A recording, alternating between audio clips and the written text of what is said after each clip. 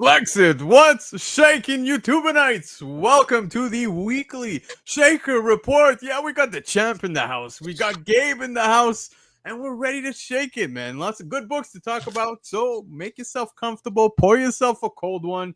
Get cozy. Snuggle up to your loved one, your dog, your cat, anybody.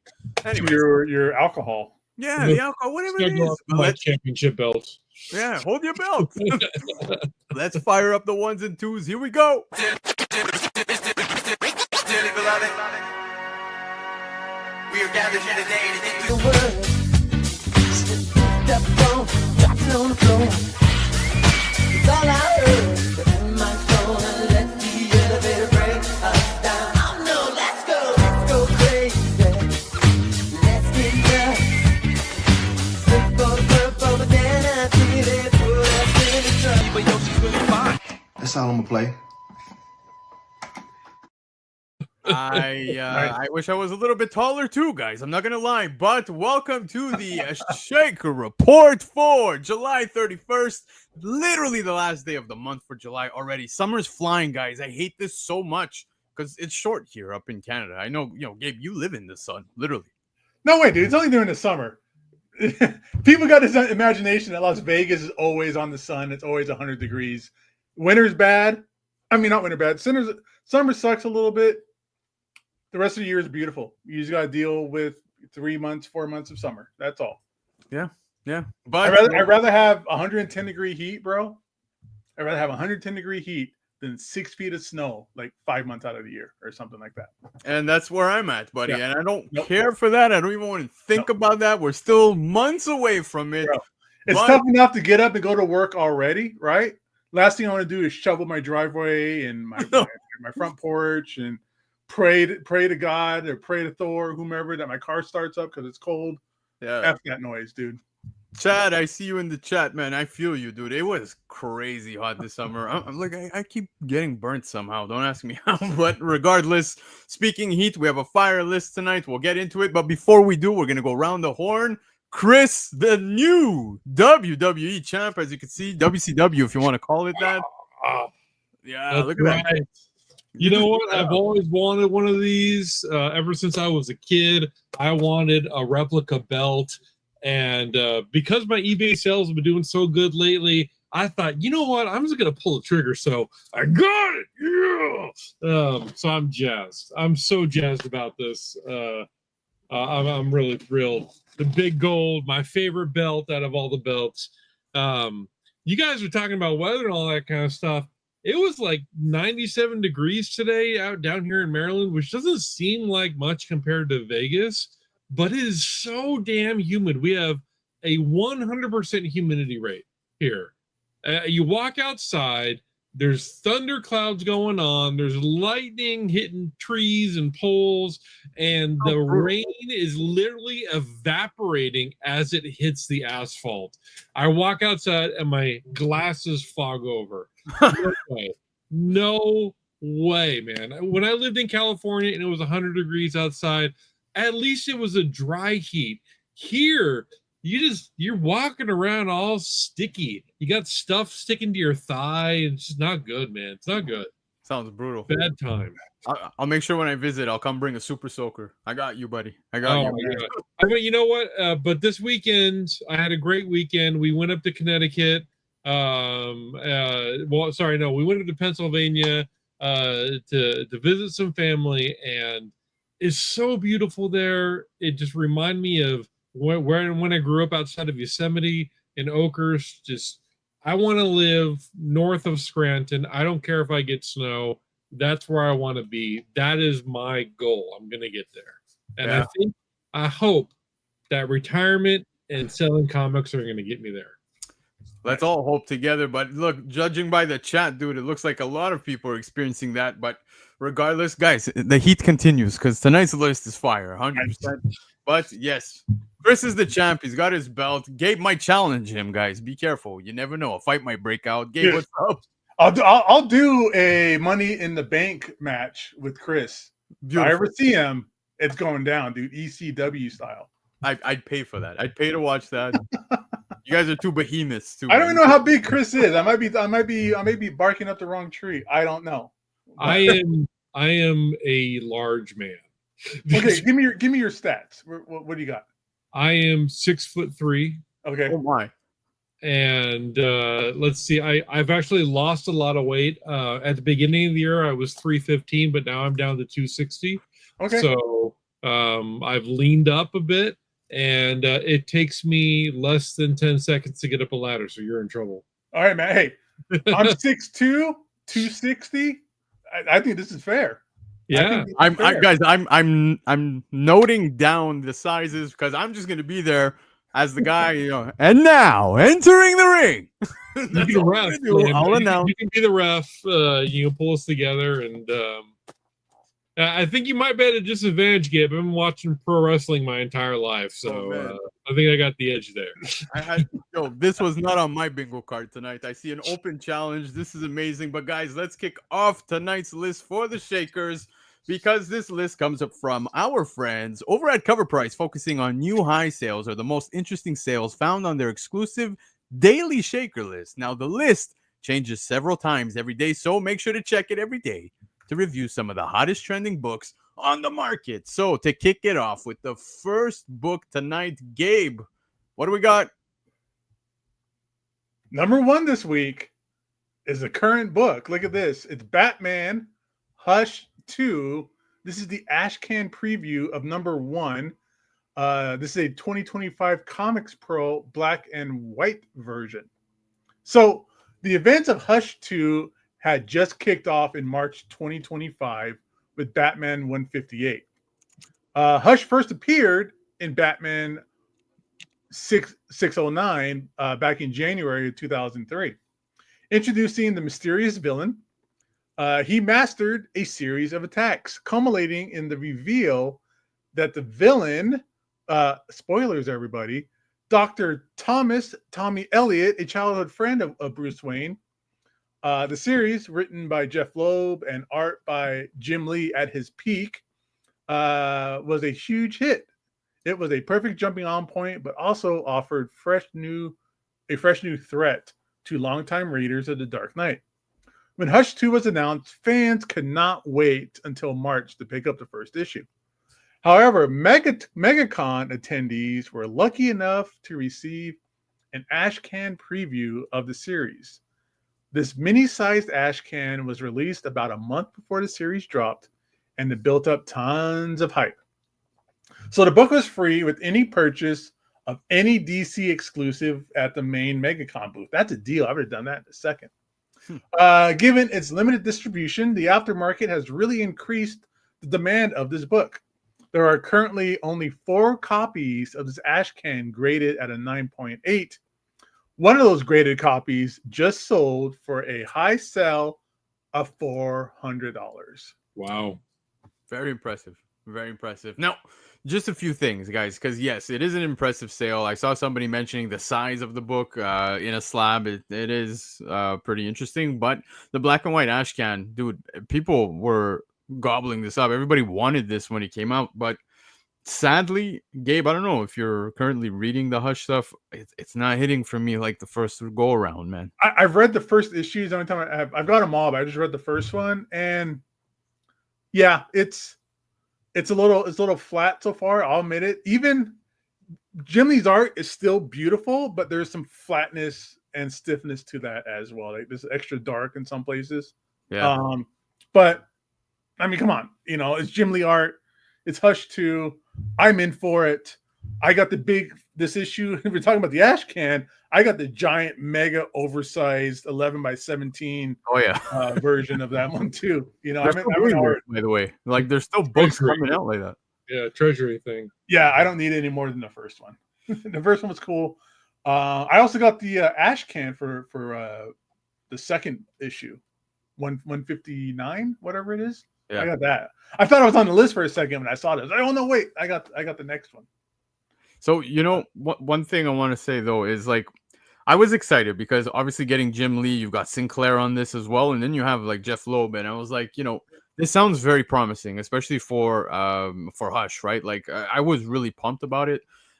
but the more I look at it, like, I think there's a lack of appreciation for Zdarsky over on Batman. I think he did a great job, and I kind of wish he would have continued. I feel like maybe he would have brought some more to the Hush stuff, because I don't know, it's fallen flat for me. Like I said, it's not hit like the first go around, right? Like, first Hush is just amazing, right? Oh, that first Hush, I remember it coming out. It hit like a bomb. Like it just sent shockwaves through the entire comic book industry, because it was the first artwork he got from Jim Lee since he moved over to DC and sold his company and everything like that. So yeah, and it's Batman. It was a good series all the way through. This one, like you said, it doesn't hit the same chords. But I'll have to read it. Anytime you get interior Jim Lee artwork, though, dude, anytime you get interiors from Jim Lee, I'm in. I don't care how bad the story is or whatever. Hell yeah. I'll have to wait till it comes out as a collection. I have this issue where I don't like reading a character that is in two different books and presented in two different ways at the same time. Currently I'm still entrenched in Absolute Batman. So when that's done, I'll break out the Hush too, and I'll give that a read. I can't read at the same time for some reason. It just doesn't work for me. Oh, Absolute Batman? And you mean the best book on the shelf? No. Absolute Batman is amazing. That's what I'm saying, is that I don't want to take away my love for Batman by reading something other than Absolute Batman right now. When Absolute Batman is done, then I'll go back and read the stuff that I missed. I wish we could go on and on about this. I'm going to. We're going to go on and on about this. But that last issue, the most current issue of Absolute Batman was intense, dude. Oh yeah, intense. It changed. It really separates Absolute Batman from like the regular DC Batman. Like, there's no comparison anymore. Nope. Absolute Batman is a totally different character than the regular Batman. Like, usually when you have like these like Elseworlds kind of ultimate things or whatever, they're similar, there's a comparison. And you could say that for the first few issues, but that last issue, bro, when he's like captured and all that stuff's going on, like, bro, like, this is the most intense, hardcore, badass Batman we've ever gotten. Yeah, dude. I really don't disagree with you one bit. I'm loving every second of it, and you know what? It's safe to say everybody's really enjoying the Absolute universe as a whole. If I'm not mistaken, I think Absolute Wonder Woman actually won an Eisner for best new series. So just to give you guys an idea, that was like the only like mainstream book to get like an Eisner. This Eisner was very, very indie driven for sure. Exactly. But anyways, whether you like Batman Hush or not, the Ash Cat definitely is getting the love, because Batman Hush 2, the preview, of course, this beautiful, amazing book right here, Jim Lee on it, black and white Ash Cat 2025 Comics Pro variant by DC from 2025, had a top sale for a CGC 9.8 at $400. Chris, what do we got next? We definitely have some lacerations on the upper thigh if she doesn't get some knife carriers, because my God, lady. We have Shaker number 2 is Danger Girl 20 Years, number 1 by J. Scott Campbell. This is the Planet Awesome Virgin variant from IDW in 2018. The title Danger Girl was first published in 1997 as a preview and officially began in 1998 under the Image Comics banner. Created by J. Scott Campbell, the series featured Abby Chase as her Danger Girl team as they traveled the globe on various missions. The series was a hit with fans and has gone on to produce different titles, different series, and different crossovers, including with popular characters such as Batman and G.I. Joe. In 2018, Campbell celebrated the 20th anniversary of the title with the issue Danger Girl 20 Years, number 1 on IDW. This commemorative issue featured multiple variant covers by J. Scott Campbell, but the standout of the bunch was the Virgin variant exclusive, The Planet Awesome. A CGC 9.4 graded copy set an all-time high earlier this year when it sold for $300. But this last week, a 9.8 copy sold for an outstanding $800, blowing the previous sale out of the water. This is an all-time high for this very hard to find J. Scott Campbell variant. Yeah, this is absolutely amazing. Somebody in the chat brought up a good point. It is freezing outside, and the only problem... You can hardly see them nipples. Exactly. It makes no sense. No sense. But I love this. Guys, I think it goes without saying. Danger Girl, man. Even so many years after, like, we're at like 25 years after Danger Girl, right? And longer than that, I think. Yeah, it's crazy how many people still flock to these. Every time I see Danger Girl books go up for sale, man, they fly. So Planet Awesome is a local guy here in Las Vegas. And Really? he used to work with Torpedo. Like we were like in like a connected relationship. And we had tons, and I mean tons of this book lying around the store. Tons of them. Wow.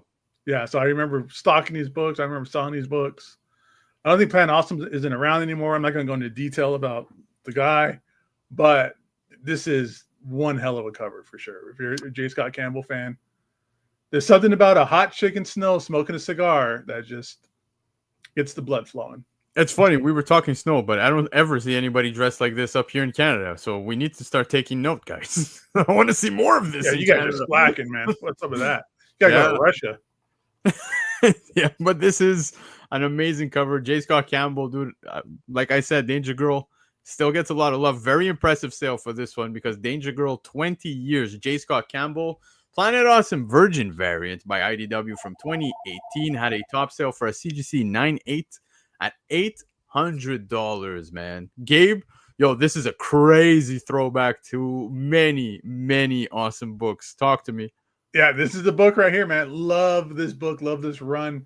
This is Fantastic Four 348. This is the second print gold. Came out 1991. So Fantastic Four 347 through 349. Great run. Walt Simonson, Art Adams. The original team is believed to be dead. The villain Delilah, who was a Skrull posing as an ally, tricks the replacement heroes into forming a new Fantastic Four to help her retrieve a Skrull artifact. The team consisted of all the hot characters for the early 90s. These are like the biggest, hottest characters there ever was. It's a team of Spider-Man. You got to have Wolverine. You got to have Ghost Rider. This is Danny Ketch. And Mr. Fix-It Gray Hulk. Later, though, at the end of 349, another hot character shows up for the 90s, which is the Punisher. He shows up. He was going to be on a team, but it didn't work out. This team was assembled because they were the four most popular heroes at the time. Oh, I just said that. Making it both a meta commentary and a big old marketing move. This lineup wasn't meant to be permanent, but their popularity made them a legendary footnote in Marvel history. This issue is a special collector's second print of the premiere of the new team. This is one of those oddities where the later printing is a little more sought after than the original printing. No doubt, the recent release of the MCU's Fantastic Four has been causing key FF issues to spike. CGC population report indicates that there are 149 graded copies. Only 38 of those are 9.8s.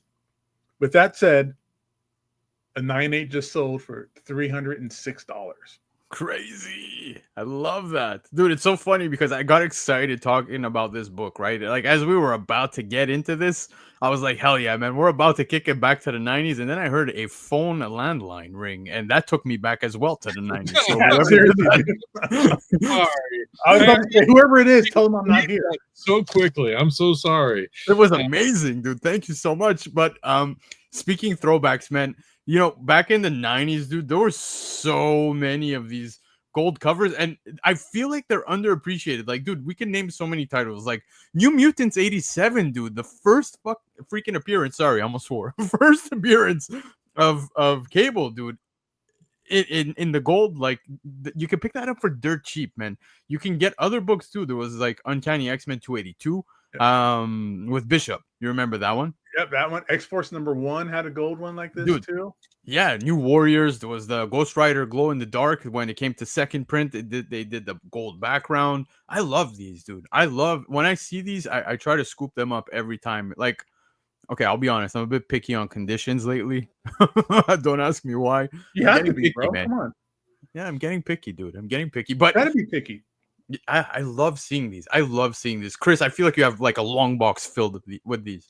I wish. Every time I run across one of these, they're just beat to crap. I don't know how anybody got a 9.8 in one of these things, because you glare at this cover for more than 5 seconds and you have a color breaking crease on the spine. Yeah. Spider-Man 1. That's probably one of the most popular second print ones, dude. Oh yeah, dude. Oh yeah. Yeah. That one gets all the love. But you know, it's funny because I get upset with publishers today when they just take a book that's available at regular cover A on the first print, and then they just do a color swap on it. But these gold ones, man, this I don't know why. I can look at this and be like, oh yeah, this is badass. Simply because like it takes me back to the 90s, right? It takes me back to that vibe. The gold pops so much, like it's so cool. I love this. I love the way that Mole Man looks in that corner box, and Yeah. the way that the team looks on that top corner box. You just had that kind of negative like imaging kind of thing with the gold. Yeah. It's cool. Yeah. And Art Adams, bro, come on, like yeah. we don't get that much Art Adams work now. We didn't get much back then either. And this 3-issue series was just Art Adams gold, like 22 pages each of Art Adams awesomeness. He draws the best Ghost Rider. He draws the best Wolverine. He draws the best Hulk. He draws the best Spider-Man. Like there's no reason not to find even just the first print of this. Like just to get these 3 issues is a must-have in your collection, I think. Exactly. Yeah, Chad Cave. That's the one I was talking about. It's Ghost Rider 15, man. They came out with the second print of gold. That's another one I love, dude. I love it so much, man. This was good times. That second print though, it's not like a foil gold. It's just kind of like a muted gold though. Yeah, exactly. It's almost brown, really. Yeah. Yeah. It's kind of a mustard yellow. Yeah, it matches Wolverine's pants. That it's almost a negative spacing going on right there, but it's still not awesome to see. Fantastic Four 348, the second printing gold variant by Marvel, back from 1991 with a top sale for a CGC 98 at $306. Chris, let's go. Show me what we got up next. You know, it's funny. We were just talking about glow in the dark covers. We have this Ghostbusters #1, the Dan Schoening RIB glow in the dark 1 of 25 ratio by IDW in 2011. RIB retailers incentive. Sorry, I don't know why it took me more than half a second to get.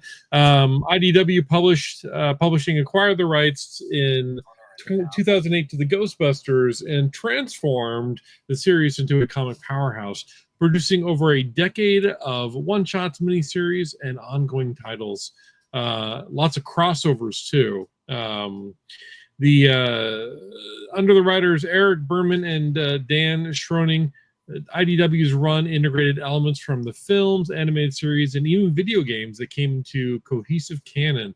The flagship Ghostbusters ongoing series began in September 2011, running for multiple volumes and exploring multiversal threats, holiday specials, and team dynamics. Recently, this copy of the 1 in 25 glow in the dark retailer incentive sold for an all-time high in a CGC 9.8 for $255, proving that the series still packs a paranormal punch.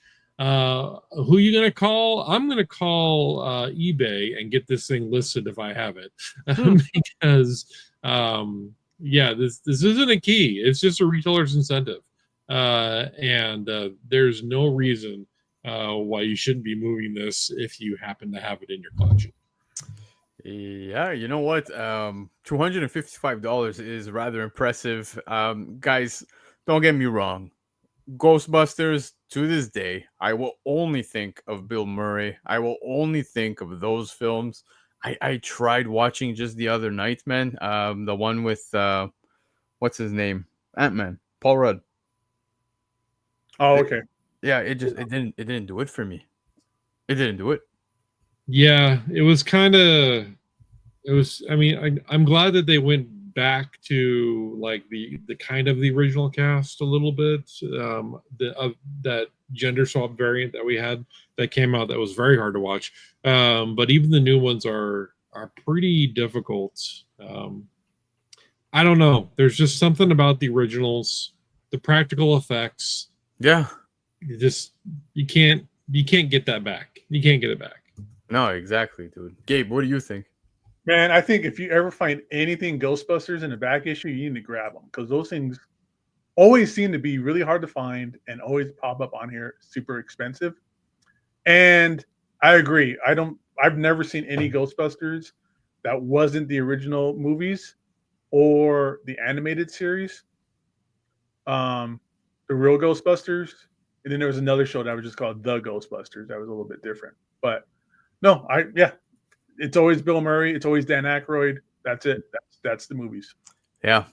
Movie-wise, I agree with you. This is very interesting because I've never seen this retailer incentive before up until tonight. So it's very cool learning about a new book on the list tonight. Ghostbusters #1. The Dan Schoening? Is it Schoening? It's Schoening. Sure. Yeah. Glow in the Dark retailer incentive 1 in 25 from IDW. Back from 2011. Top sale for a CGC 9.8. $255. Gabe, Chris, I miss Laura. I missed Laura. Chris did a great job this week. But, I mean, since we can't have Laura, might as well have someone else. That's right. We got a Jenny Frison cover here for Grumble #2. This is the B cover. They came out of Albatross Exploding Funny Books. That's a long name for a publisher. Back in 2018. Jenny Frison seems to make our Shakers list like all the time. And it's likely clockwork. She has tons of fans that collect her covers. And as price rises on many of the sought after covers like Hack/25 or Astounding Ant-Man, this causes many collectors to change course and seek out lesser known covers that are more affordable. Eventually, many of those covers end up beginning to rise as cheap dirt copies dry up on the aftermarket. That certainly seems to be the case with her cover for Grumble #2. This book has been a $10 to $20 book for a few years. Well, you're too late now, everybody, because a raw near mint copy sold for $30 in February of this year. But that was surpassed on July 26th when another raw near mint copy sold for $65. There's not many copies available for this online, so if you find one for a reasonable price and you're a Jenny Frison fan, make sure you pick it up. Yeah, dude. It wouldn't surprise me if Laura already has a copy of this. But again, Grumble is not something I'm familiar with. I never read it. The pug himself, though. At first, I was thinking of Marty's dogs, but he doesn't have pugs. And then I was like, man, it reminds me a lot of Frank the Pug from Men in Black. I don't know if you guys remember that. I remember Frank the dog. Laura's got a pug too. So no way. Yeah, she's got an all black one. We need to get her this book. We need to. I don't think it smokes cigars. No. I mean, I think it takes bong hits instead. Yeah, not that she knows of. But yeah, man, very interesting. I love Frison's work. Chris, what do you think of this? This is cool. I mean, this is rare just because of the assumed print run, right? This is early work. Well, it's also fun. I'm assuming just because it's a unknown smaller publisher too. Yeah, like who is really ordering these books? That's what I'm trying to get at.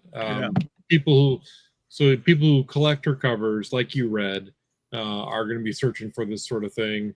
I doubt there's anything special about the Grumble series. I haven't read it, so I can't tell you. But yeah, $65 for a raw. I'm gonna remember this if I see a Jenny Frison cover with a pug on it. I'm gonna grab it because it's worth $50. Yeah, dude. I wouldn't even thought this would be a Jenny Frison cover if I saw it. It's kind of doesn't quite look like her work I'm familiar with, like coloring wise and artwork wise, a little bit really. I can kind of see it on the character's face, you know, the coloring. Yeah, I see it a lot in the hands, like on the girl's hand, like that kind of sepia tone kind of shading she uses for a lot of stuff. But like, I would have just passed this up and like, this book is weird. Yeah, I totally get your vibe, Gabe, because at first glance, immediately, I would have to take a second look, but I do acknowledge that it's a Frison cover. I think it's because she's very consistent with her work, man, and it does show through here. The pug, the book, I have no idea what's going on. This smoking pug, you guys remember that dog on MTV as well that used to smoke? Was it MTV or was it Much Music? I can't remember, but oh yeah, what was his name? Ed? I don't know what you're talking about. You're talking about on MTV, dude. Oh God. Oh, I know this because he used to be on Letterman and Conan.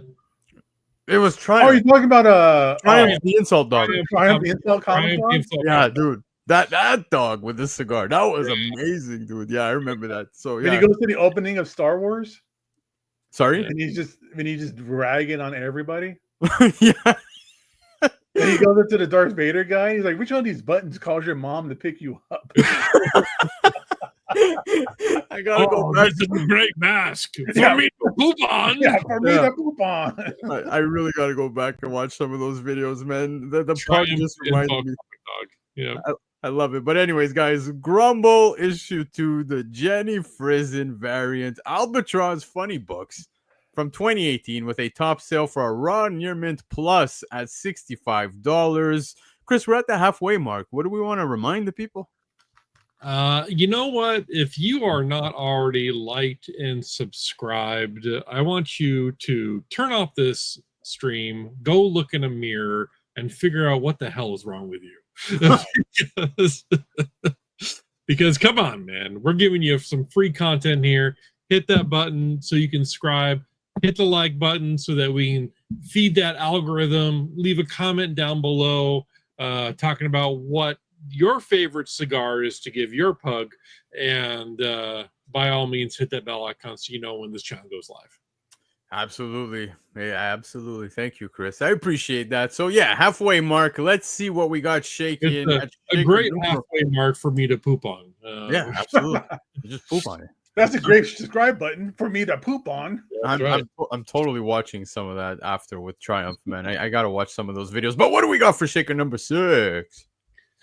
Shaker number 6, we have If a Bomb Falls, presented by the state of Delaware in 1950.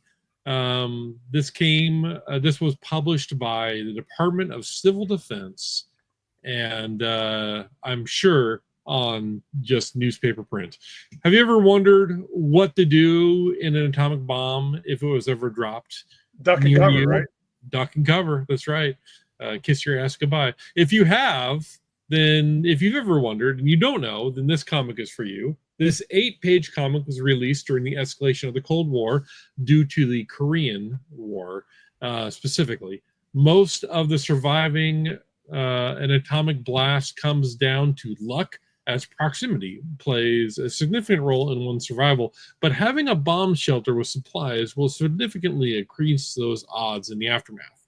This comic goes through what the government thought you should do. It even gives a calculation of casualties based on several factors on the back cover. Since this comic was published 75 years ago as an educational comic, there probably are not that many surviving copies that are in high grade. This week, a CGC 8.5 sold for $1,140, which is an all-time high, nearly doubling for what a graded 6.5 sold for 2 months ago. It's crazy what people will spend their money on, but one thing this comic has going for it is that cool mushroom cloud cover. Oh, yeah. Yeah, so this is pretty cool. I'm not gonna lie, especially if this was limited to just the state of Delaware. It had to be more than that because the Department of Civil Defense was a federal department, and I'm sure that maybe the state of Delaware one had, like, state of education Delaware on the back of it. I'd have to go look at the graded copies on the CGC census to really see, but this is impressive. Almost $1,200 for a 75-year-old book and an 8.5. That's pretty cool. Yeah, dude, I did not want to cut you off, but for this book, we're saying $1,140. This is totally worth. Damn! Is totally worth that video because, man, this is big coin. It's I was reading the chat as you were giving us the details behind the book. Guys, I don't think anyone's safe. I think everybody needs a copy of this book. People are climbing into the refrigerators if an A-bomb is about to drop. But yeah, I think they should reprint this and put a foil cover on it. Yeah, absolutely, and a couple of variants too. J. Scott Campbell can draw the same girl who draws every single time on the cover, hugging the mushroom cloud. That's not a bad idea, Chris. Just bring that up to him. The Lord of the Long Box exclusive. That would be absolutely wild. I'm telling you, man, it'll be the bomb. Yeah, or we can get a Dave Stevens where she's actually riding the bomb. But this is still very interesting, guys. I know we're joking around, but the book is just, it's crazy. This is a part of history, man. That's the way I see it, man. This is very cool. I saw somebody in the chat mention that they had seen this on the list a little over a year ago. Wouldn't surprise me. I may have missed that completely, but still very, very cool, man. Well, anyways, guys, if an A-bomb falls, judging by the chat, we're not in good hands, guys. State of Delaware. We are donezo. Yeah, back from 1950 with a top sale for a CGC 8.5 at $1,140. All right, Gabe. Take it away. What do we got? All right. I thought I had this book too when I first saw it, but I got a different version. This is Spider-Man: Legend of the Spider Clan, #1. This came out in 2002. So Spider-Man: The Clan isn't part of the mainstream Marvel universe. It's a manga-inspired alternate universe where Peter Parker is imagined as a ninja, inheriting the mantle and legacy of the Spider Clan after his uncle's death. The tone is distinctively influenced by Japanese manga with mystical ninja lore. I love all of this so far. Replacing science and superpowers. Early in his career at Marvel, this series was among Scotty's very first comic book assignments. He was reflected that Spider Clan was the first full Spider-Man series that he drew, marking it a significant early milestone in his career. The early work of Mr. Young is getting harder to find as collectors are buying up all those hard-to-find issues. According to new CGC population report, there's only 40 copies, and 22 of them are 9/8. Well, one of those 9/8s just sold for $199. As a bonus, fans often reference the Spider Clan suit, especially with Marvel's Spider-Man video game, where it's a DLC suit inspired by the Mangaverse design. This is cool. I have the first appearance of the Mangaverse Spider-Man. I got that. And I don't know if I still do. I probably do. I have to look for it. I had the toy. They had a Spider Clan toy of this back in the day as well. Yeah, dude. Early Scotty Young stuff, man. I just found a bunch of his Human Torch series I got. So really? I'm gonna be getting rid of those pretty soon. It's funny because Scotty Young stuff. I was actually looking for the Human Torch Scotty Young stuff recently on eBay, so I'm happy to know, Gabe. I know a guy, dude. I know a guy. We may need to talk, but before I dive into this, Chris, what do you think? This is awesome. I mean, I love Scotty Young. I love his work. I adore it. Just the way he draws. His earlier work reminds me so much of Joe Madureira, another one of my just favorite artists of all time. Scotty Young's gifted. He's amazing. I wish I had more of his earlier work. I have a lot of his new work, but I really wish I had more of his earlier work. Yeah. Just to highlight Liger here in the chat, he's talking about there's another Manga Spider-Man comic that came out before this too. Yes, that's the Marvel Mangaverse Spider-Man #1. Yeah, that's what I got. The first appearance. Yeah, that's where you get the first appearance. But it is true, guys. Earlier Scotty Young stuff. I saw the hashtag non-baby young or something like that. Because yeah, we know that he's more.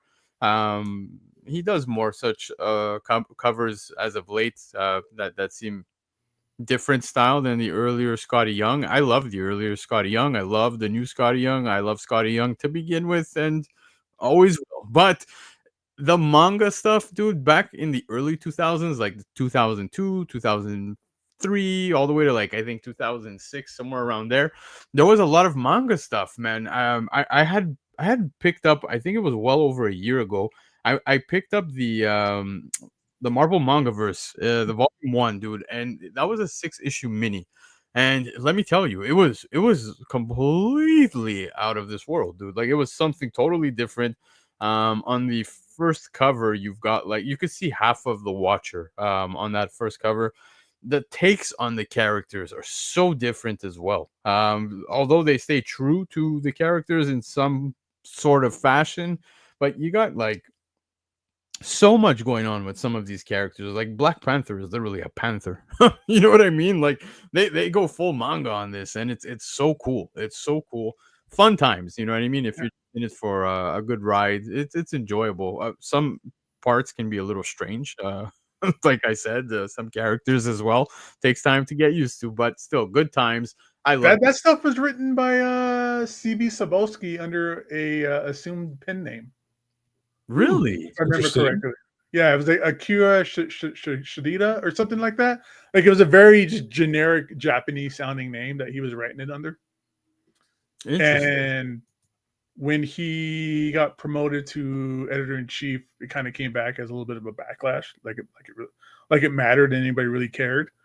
But yeah, he was writing that stuff under a pen name back then. I wonder why was he doing that? Huh? There you go. Yeah. So yeah, Prime Collector gets it. Yeah, Akira Yoshida. Yeah. But you're right, Lando. Marvel back then was really diving into like the manga stuff. Even beyond this, in the Mangaverse, they had that Tsunami line. Yeah. That was a lot more. It wasn't manga like in the sense of like Black Panther's an actual panther, but that's where we got like Runaways. That Human Torch line came from there. Sentinel. I remember there was that one called Sentinel that was awesome, where that kid finds a deactivated Sentinel in the junkyard and reactivates it and becomes like his bodyguard. That is a very underrated miniseries. Yeah, it's very good and very cheap. Like, you can find that for it's dirt cheap, but it's such a good read. Yeah, man. And you know what? This manga version of Spider-Man is heavily loved in video games too, dude. Like my son loves the costume. He'll dress up as it in the Spider-Man video game. Even when I was playing Spider-Man Unlimited, that running game that was available on mobile devices, man. Like I loved using this costume. I don't know why. There was just something about it. But nonetheless, guys, Spider-Man: The Legend of the Spider Clan #1 by Marvel from 2002 had a top sale for a CGC 9.8 at $199. Chris, I feel like you might enjoy this one. I'm actually surprised by who did the cover. Talk to me. Yeah, this is amazing. I had no idea this existed. Now I need to find one. I definitely don't want to drop 165 on it, though. This is Star Trek 500. Alex Ross, New York Comic Con from 2024. IDW did this imprint. And as you can see, it looks a lot like the old Dell and Gold Key covers. So this was an Alex Ross art exclusive. In 2024, IDW's long-running Star Trek series hit its milestone 500th issue. To celebrate this achievement at the New York Comic Con, the publisher tabbed one of the most lauded artists of his generation in Alex Ross. Alex Ross's work spans decades, and his unique painted art style is almost instantly recognizable by the comic community. This week, that variant hit an all-time high of $165 in a near mint raw, marking the highest sale of the book in any condition, graded or otherwise. For this variant, Ross chose to go the full throwback, creating a Gold Key Comics homage featuring Kirk, Spock, Dr. McCoy, and of course, the USS Enterprise.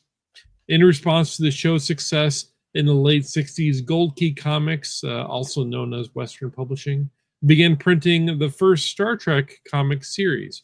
From 1967 to 1969, a total of 62 issues were released, with the first 10 or so being the most sought after in today's aftermarket due to photo covers of the cast being featured heavily. And I actually have quite a few of those myself. Gold Key books are highly recognizable to this day, and knowing that, Ross reimagined the IDW branding in the classic Gold Key style. This book was limited to around 700 copies, and it does not change hands very often on the aftermarket. This leaves the Trekkers and Trekkies and the Alex Ross fans to be looking to jump on the opportunity to purchase this variant whenever it hits the aftermarket.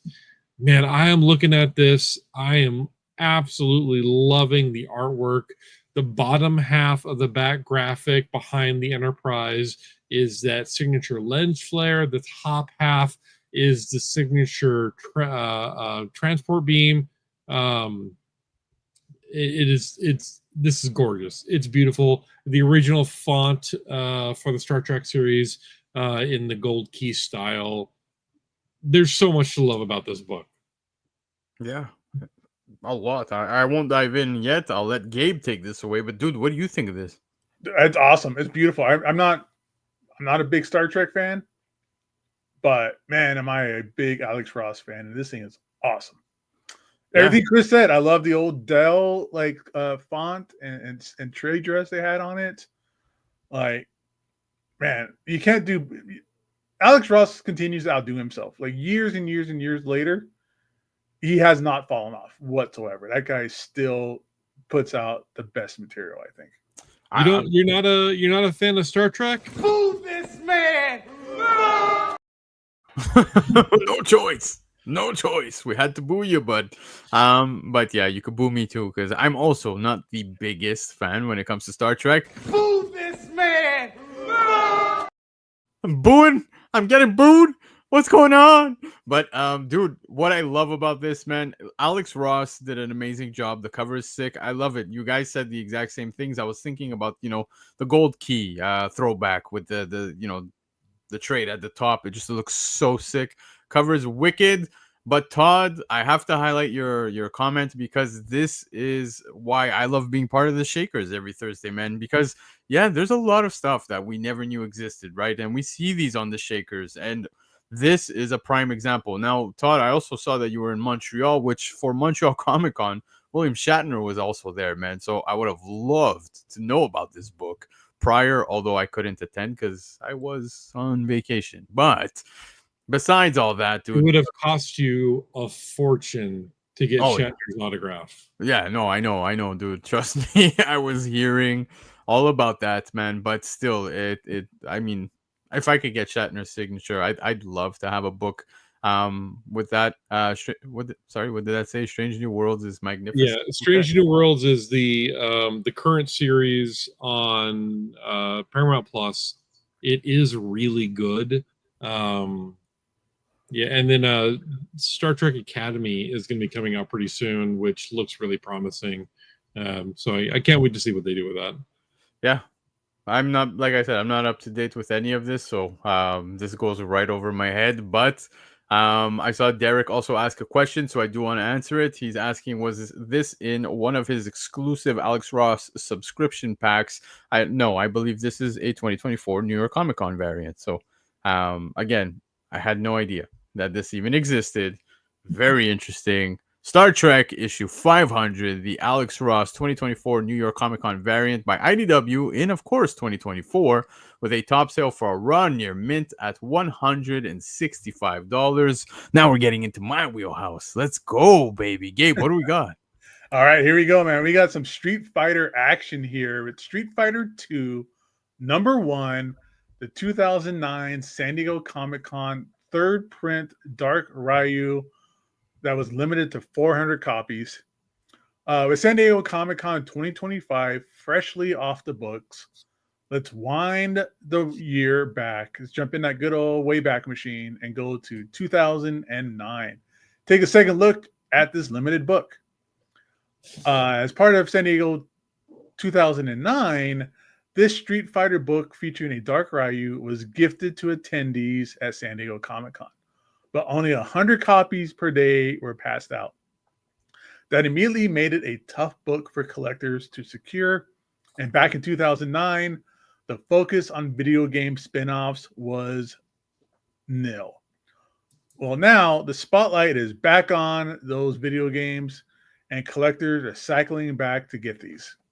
It's gotten more costly since then, as a recent reported near mint raw copy just sold for $300. Yow. That's a massive jump from the last sale of just $30 2 months prior. And a whopping $200 higher than its previous all-time high of $104 in 2022. There's no definitive answer as to why it skyrocketed, but a fresh San Diego Comic-Con, a movie on the horizon, and video games adaptations taking a more serious turn doesn't hurt. Man, I was at 2009 San Diego Comic-Con, and I don't remember seeing this, but that would have been cool to have picked up. Bro, I'm with Lord of Brooklyn, man. Ain't nobody got this damn book, man. This is sick. Ryu looks mean as hell, man. And dude, wicked. I know you just said like we're off the heels now. Like just San Diego Comic Con just completely went by so quickly. And I mean, you're going back several years here for San Diego Comic Con, dude. Like we're going back to 2009. This one being limited to 400. This is a ghost. I've never seen this as well. I mean, I can just imagine there being a fights for this at 2009. Whenever they hand out stuff at Comic Cons, man, it's a disaster. But these things are cool, man. Udon. The thing with Udon, though, with me, man, they have great covers. But man, those stories and the artwork inside is that's another is a different experience. Not great. Not a very good time. Covers are amazing. Yeah, they are. They absolutely are. But still, very impressive, guys. Street Fighter 2 issue number 1, the third printing, being a 2009 San Diego Comic-Con exclusive. This is the Dark Ryu variant that was limited to 400, published by Devil's Due Publishing in 2009. Top sale for a run near mint, $300. So who's going to the O for Abyss? We shall see. There's one book left. Can you be saved, guys? Chris is about to make it or break it for all of us. What do we got as the final shaker tonight? Well, I'm going to say break it because there's only 1,000 of these babies out there. We have X-Men number 94, the 2019 Athens Con black and white variant, limited to 1,000 copies by Marvel back in 2019. This limited black and white reprint of X-Men 94 released exclusively at Athens Con in 2019, and it just set an all-time new record for CGC 9.6 copy, selling for $425. This is the highest recorded sale for this variant, and only the second slab graded copy ever sold, with the first one being a 9.4 that sold for just under $100 3 years ago. The original X-Men 94 is a cornerstone in Marvel history, relaunching the series with the new team lineup that included Storm, Colossus, Nightcrawler, and Thunderbird.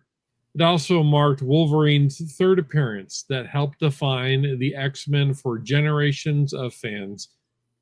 This 2019 Athens Con edition, limited to just 1,000 copies, features stark black and white cover art and has quietly built momentum in the collector circles. With only 69 total recorded sales, it is one of the harder to find international reprints, especially in a high grade. As collectors dig into rare variants and foreign exclusives, this one's breaking out the shadows. With ultra low census numbers and strong historical significance, don't be surprised if more high grade sales start heating up. Interesting. Guys, this one's from Athens, Greece, right? This is a Greek comic, man. Very, very insane, dude, to see this. I love seeing foreign comics, you know what I mean? Athens Con, I didn't even know that was a thing. I had no idea. Did anyone? Did any of you? Or no, I had no idea. I mean, I guess I assumed that there were comic conventions in other countries, but didn't know that Athens Con was a thing. That's pretty cool. Yeah, X-Men 94 is a book I think that almost everybody would love to have. It's a Grail book, right? But do you consider this a good alternative? No, not at all. Not at all. You might as well get the original one. If you're gonna get a reprint, you might as well buy like a trade paperback or something. Yeah, I don't disagree with you on that one. I don't know, guys. I'm googling Athens Con, and it's literally showing me in Greece. I am not seeing any other place other than Greece.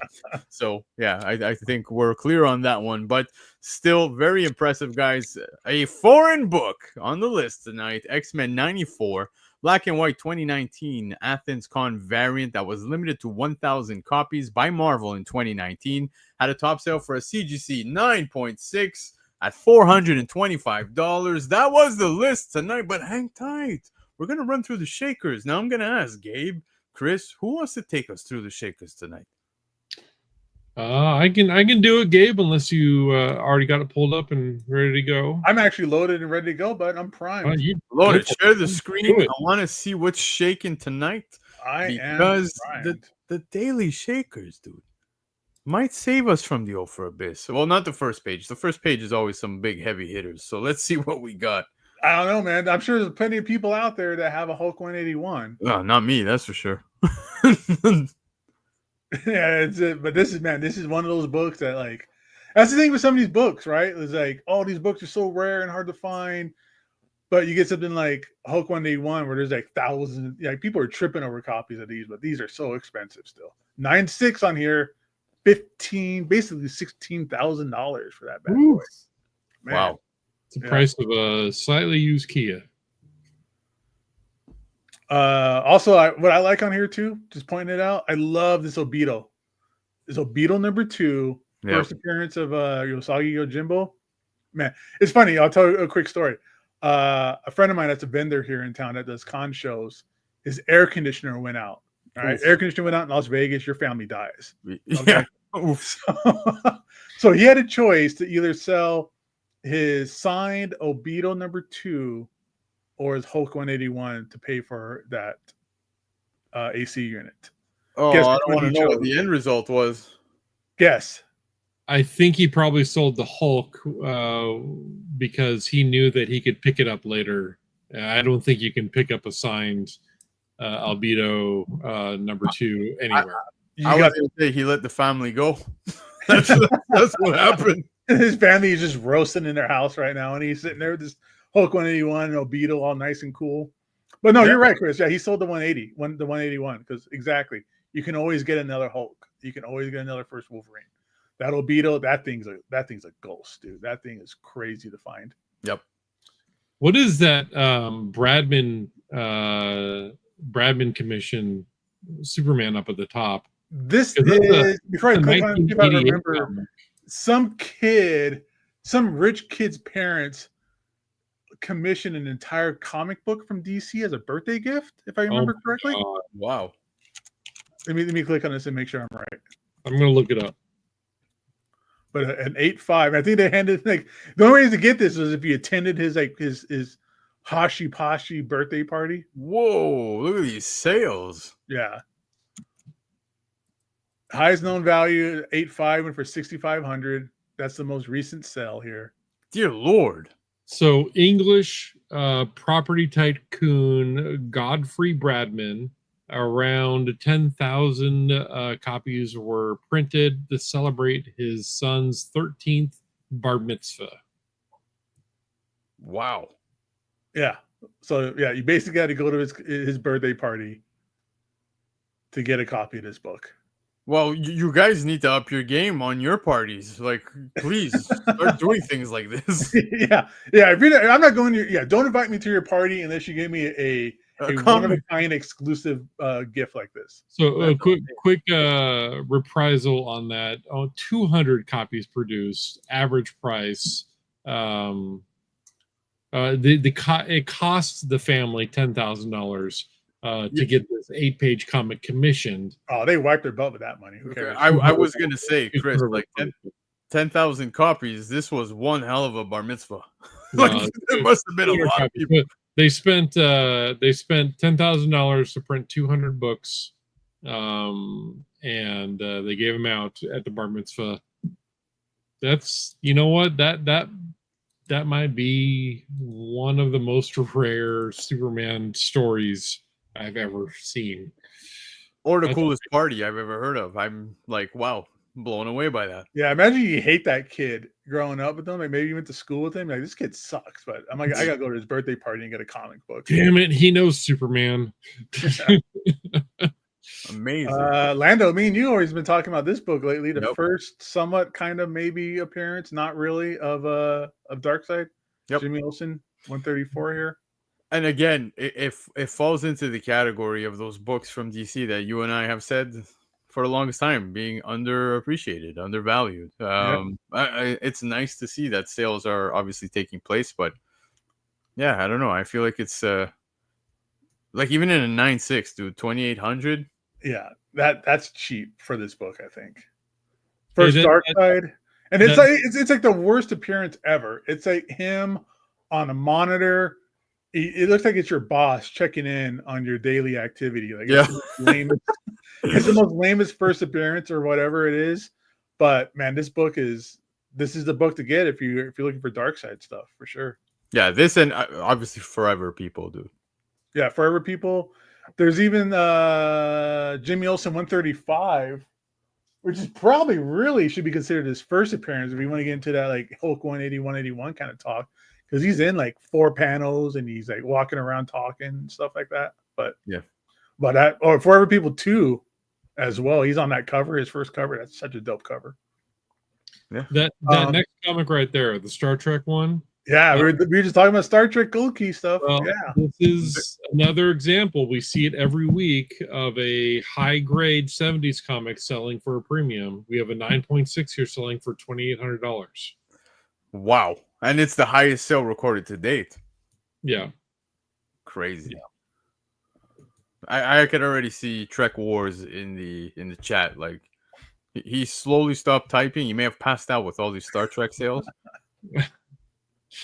Too much Star Trek work talking this on this episode today, guys. And I love how you have Star Wars right next to it. Like, right next to it. Yeah, that newsstand shaking. That's such a cool book, too. Yeah. It's not the 35 center, but still, that's cool. Walking Dead still on here, still holding strong, even though that series is long gone. Dude, I just picked up The Death of Rick Grimes, the comic book, in a CGC 9.8 for $20 Canadian, which is a joke. Wow, oh, man, that's like $6 American, dude. Good I know that, dude. It was dirt cheap. Man, I'm still waiting for this Ghost Rider to pop. Waiting for that Ghost Rider to pop, man. Yo, Matthew Waite is in the chat, and he's saying that we would yell at him because he's actually remarking a 9.8 Deadpool. 11 Hastings. I don't know if you guys remember that cover. It's one of my favorite Matthew Waite covers, and I can't believe he's remarking that. So, dude, post it when it's done and tag us, please. I want to see what that I want looks to like. see it. Tag us. I want to see it. Tag us on Instagram. Yeah, and if you guys aren't following Matthew Waite yet, please do so on Instagram, man. I love the 8-bit stuff. I love Absolutely. Speaking of love, dude, I love this Batman 353, this 9/9 that sold. Look at this cover. Where it's just Batman strapped to like that like Mount Rushmore of Joker with the dynamite on it. That thing is awesome. This is a 9/9? A 9/9 from 1982. From 1982. Wow. That's crazy. That is crazy. So technically that's like a PSA 10. Okay. That's crazy. That's amazing, dude. What's this? This is probably like a $3 book normally. Yeah, $5 raw for direct. That's a Canadian one. That's the Canadian version. Oh, no wonder it's $5. Yeah. CPV, what's up? All right, what else we got, dude? This is fun. I love the shock suspense stories. Very interesting cover right there. Those are always fun. Always fun to see those on the list. Yeah. Got to shout out Tim, good old TiVo. He always talks about. He always wanted. This was his grail. Was that Vampirella #1? Yeah, I was just gonna say that Vampirella is just it's a classic, especially with you guys. And my dad, forget about it. Swing, swing, swing, swing. Oh yeah. Oh yeah. What else we got? Some House of Secrets. That's cool, dude. That Fantastic Four. That's a color error. I don't know if you've ever seen this one. Yeah, I've seen these at cons a few times. This is dude, the it first goes for appearance of Agatha too, so it's also a key. It's a big coin for this one compared to the regular direct. Look at that, man. In a see how the color is all like greenish or whatever. Like we got a green looks thing. like Does that make him like a Mark Spears cover. Hey, Mark Spears should totally 100% homage this cover. Absolutely. That's not a dig on Mark Spears. He just loves his blues and greens. That's all. Yeah, man. But look at this sale. So what did we get? $1,200 for a CGC 9.0. That's insane, dude. That is amazing. Again, that's just because of the color error. Yeah, here's a regular version. I don't know if I would want that green one, but I don't know. It's still cool. Yeah. Love seeing stuff like this. Probably a lot harder to find than the Blue Galactus in Secret Wars #1. Speaking of Galactus, got his first appearance here, 48, coming off the hot heels of the Fantastic Four movie. Yep. What a movie. Oh my god. I love that G.I. Joe. I just sold my newsstand copy of G.I. Joe #1. I think I sold it for $120. Mine was probably a very fine. I should have gotten it graded and sold it. Yeah. I got one too. I don't know if it's a DM or a newsstand, but that's such a cool book though. Like, I mean, just the history behind how G.I. Joe came about and how Marvel just kind of really created all those characters and their backstories and everything like that. Yeah, that's such a cool book. I love these two comics right there. You've got the Captain America 61 and then you've got the Detective 70, dude. Two cool covers, man. I like those. Yeah. Always cool 1940s covers. This stuff is great. Another Ghost Rider 1. Yeah. That's popping off on here. And I love the Strange Tales too. This First Man thing. Yeah, very cool. That's such a cool cover. It's a giant magazine too, man. Those things you can't find them in good condition because they're magazine size and it's hard to take care of them. The Detective Comics, baby. Love that one right there. That's a CGC 0.3. I've never seen a 0.3 before. I've never even heard of a 0.3 before. Wow. Yeah. It was $1,000, dude. Look at that. Yeah. There's a shop in town called The Man Behind the Red Hood Comics. I think I've heard of that. Yeah. He's a big Joker fan. Like he's crazy about Joker and stuff. He owns the original cover to this and it's up in his shop. Oh my god. Like the original art? Yeah, the original art. Yeah. Oh my goodness. That's insane, dude. Speaking of insane, dude, this weird science, this Wally Wood cover is like one of the coolest science fiction covers of all time. Yeah. I'm trying to click on it. Nothing's happening. Here we go. I mean, just this whole run, all this EC science fiction stuff here is like the coolest stuff ever, too. Yeah, I like that. Yeah. You got hot. Even though she's in a spacesuit, she's still smoking hot because it's Wally Wood. You can still see the curves in that suit. Yeah. She knows what's up. She could fill out that suit for sure. It's airtight, that's for sure. What else we got? Some goods here. I like that Justice League right there. The number one when they're playing chess. Yeah, that's really cool. They got the weirdest covers, these early Justice Leagues. I love them. I love the early World's Finest, and I love the early Justice League. I mean, I just, if I could find room on my wall to display them, I would, but I got too much crap on the walls already. Well, now you got to put up your belt. Number one. Hey. I said now you got to put up your belt too on that wall. So yeah, well, no, man, I'm wearing the belt. Yeah, there's the Forever People. Look at that. There you go. Talking about Forever People earlier. Yeah, here we go. Still undervalued, bro. 9.6 is $800, $900. Hey, that's really cheap, dude. And it again. Well, they say don't buy villains, right? But Darkseid is evergreen, dude. No, I buy villains. I always do because I don't know, man. The villains I love, dude. I love having the first appearance. Like Thanos, I had to get, man. I absolutely had to get that. Came across a copy signed by Starlin. Made sure to buy it. Thank God I bought it prior because Starlin, when I met him and did signatures, was a horrific story. That's for another day. But the Forever People, again, this sells.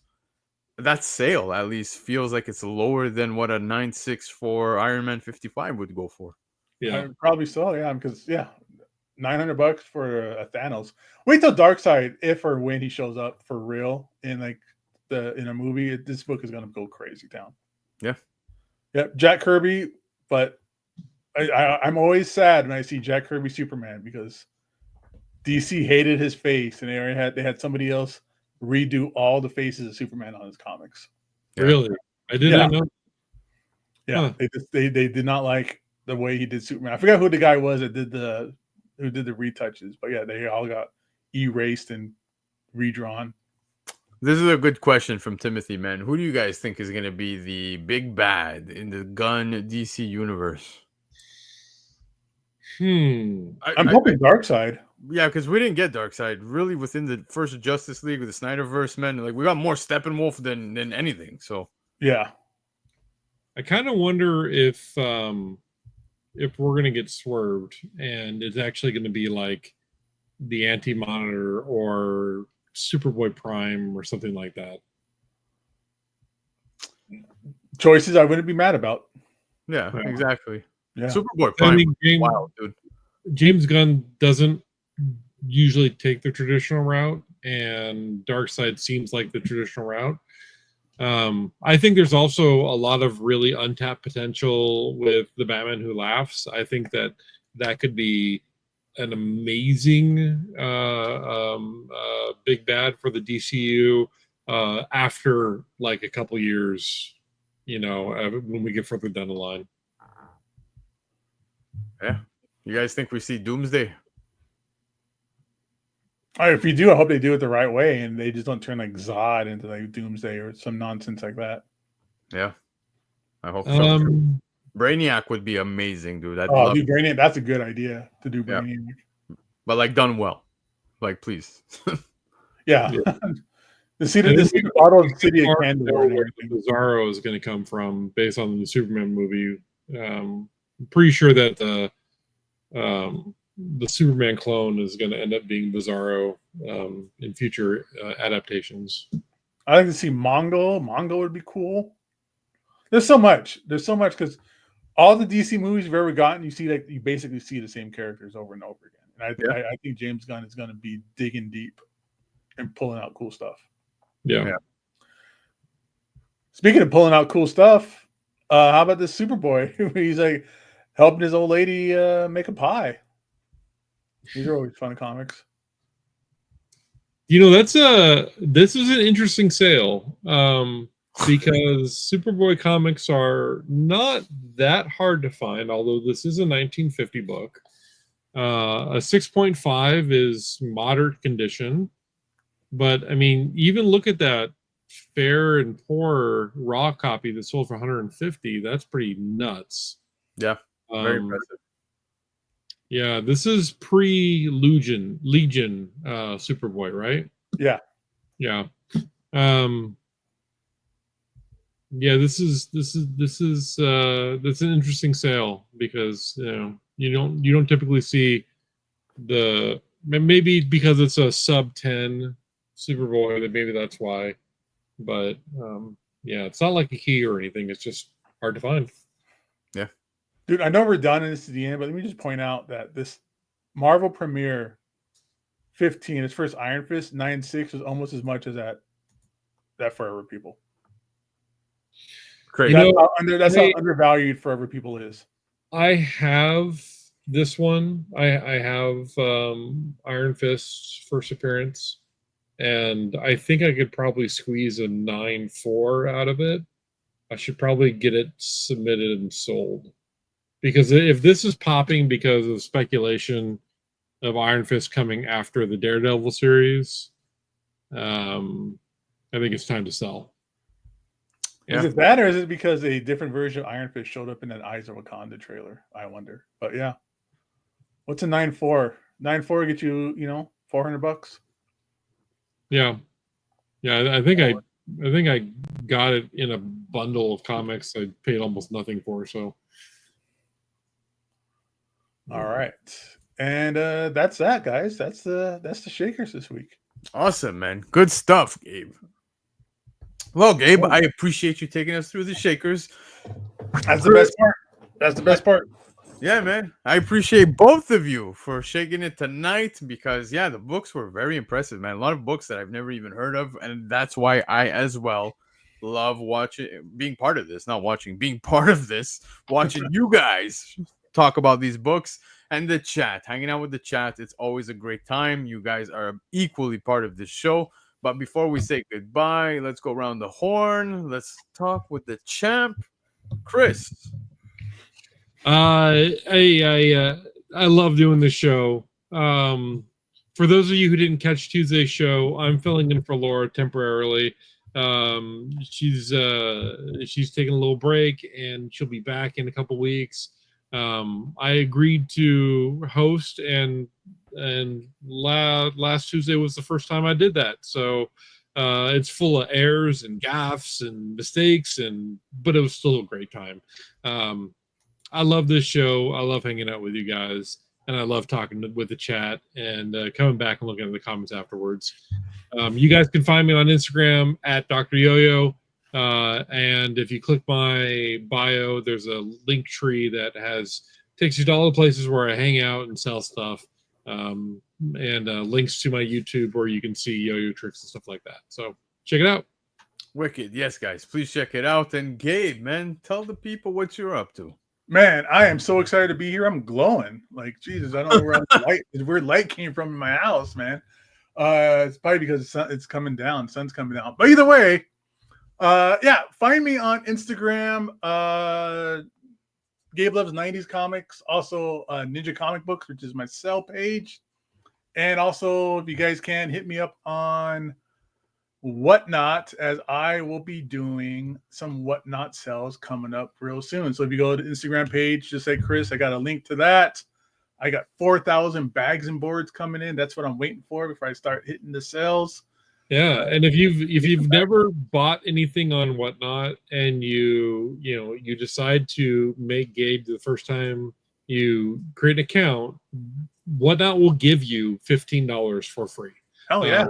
For signing up for a new account. So click that link on Gabe's bio, sign up for an account on Whatnot, buy a couple of things for no money out of your pockets, and get some collectibles. Yeah, because we're gonna do some fun stuff on there. Man, I'm be doing a lot of $2 starts on some cool books. So awesome. Again, just thanks for having me on again, guys. This is fun.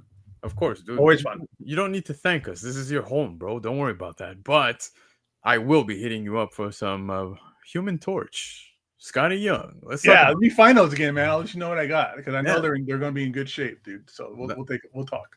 We shall talk, guys. For myself, don't forget you can check me out on Sundays, 9 p.m. Eastern time. I go live with the weekly comic wrap up, bringing you the FOC lists, talking about books selling on the aftermarket throughout the week, and we end it off with some hot topics. And boy, oh boy, does it get spicy every now and then. So if you want to do that, check it out. If not, you will catch myself and the crew back on Tuesday with the top 10. Yes, Dr. Yo-Yo is gonna hold it down. I can't Yeah. wait. Yeah, I'm sure it will be a great show. Oh, Yeah, dude. I love it. He already got it. He already got it. Guys, don't forget, hit like, comment below. Let us know what you guys thought of the list tonight. Hit subscribe. We love you. We will see you next week. Adios.